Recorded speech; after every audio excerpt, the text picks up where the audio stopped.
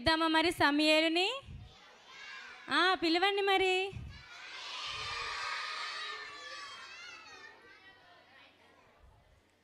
మన మధ్యలోకి సమూయేలు ప్రవక్త వచ్చేసాడు పిల్లలు.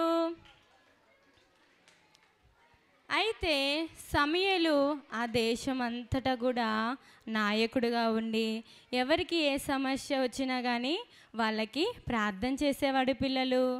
అయితే ఒకరోజు ఏం జరిగిందో తెలుసా పిల్లలు? ప్రజలందరూ, ఇశ్రాయేలు ప్రజలందరూ కూడా సమూయేలు దగ్గరికి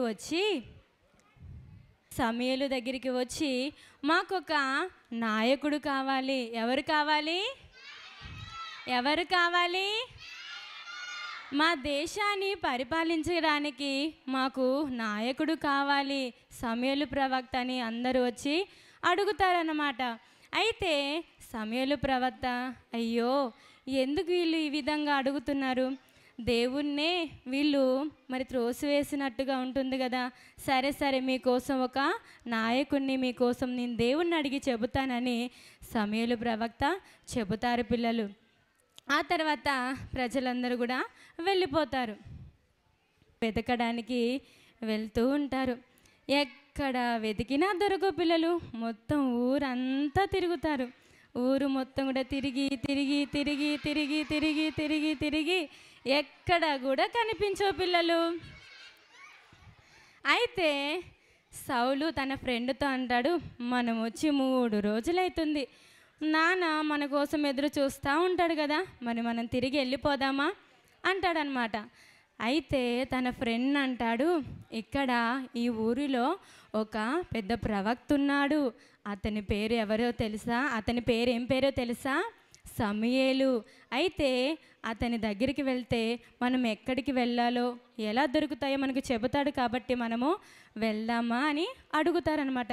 సరే మరి మనం ఎవరిని అడుగుదాము అని అన్నప్పుడు వెతుకుతూ ఉంటారనమాట. వెతుకుతున్నప్పుడు ఒక మంచినీళ్ళ బావి ఉంటుంది. ఆ మంచినీళ్ళ బావి దగ్గర ఒక 2 స్త్రీలు నీళ్లు చేదుతూ ఉంటారు పిల్లలు.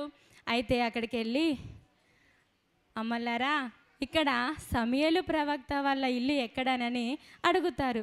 అడిగినప్పుడు ఇదిగో ఇక్కడే దగ్గరే వెళ్ళండి అని చెప్పి వాళ్ళు వెళ్ళిపోతారు పిల్లలు.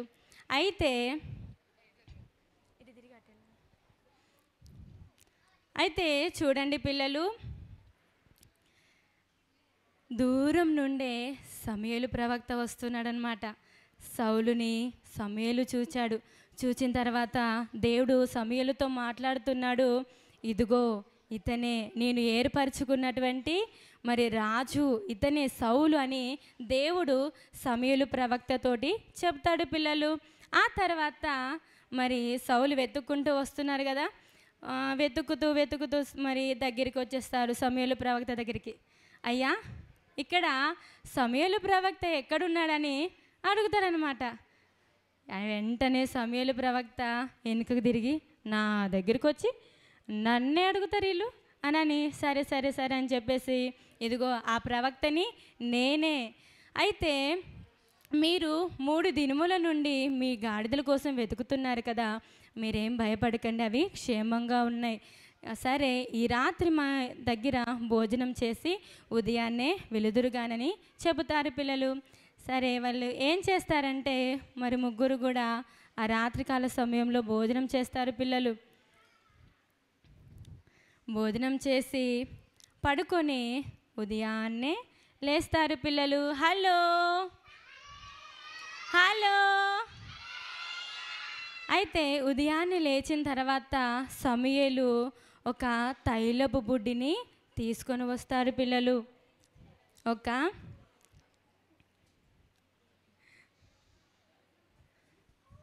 ఒక తైలపు బుడ్డిని సమూయేలు దగ్గరికి తీసుకొస్తారు పిల్లలు.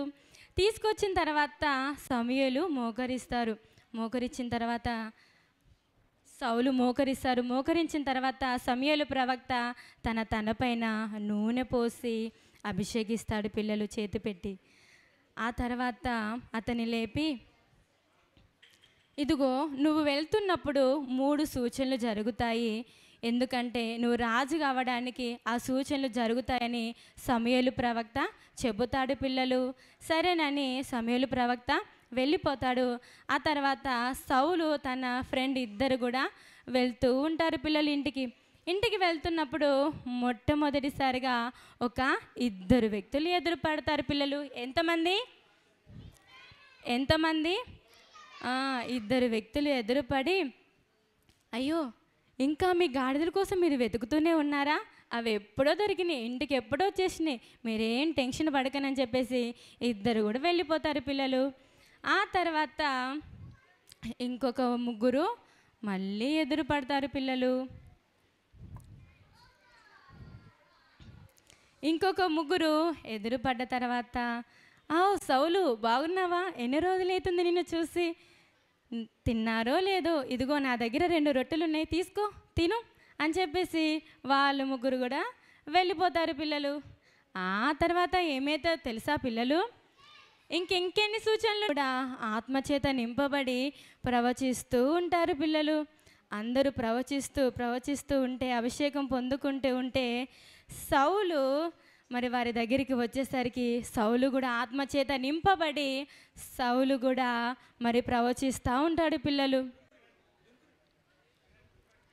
ప్రవచించి మరి సౌలు తన ఇంటికి వెళ్ళిపోతారు. హలో అయితే ఇదిగో మీరు రాజు కోసం అడిగారు కదా, ఇదిగో చూడండి మీకోసమే దేవుడు ఇతన్ని నియమించాడు అని చెప్పి ఇశ్రాయేలు ప్రజలందరికీ అతన్ని ఇదిగో చూపిస్తారు పిల్లలు. అయితే ఇశ్రాయేలు ప్రజలందరూ కూడా ఏమంటారో తెలుసా, రాజు చిరంజీవగును గాక అని మరి అని వెళ్ళిపోతారు.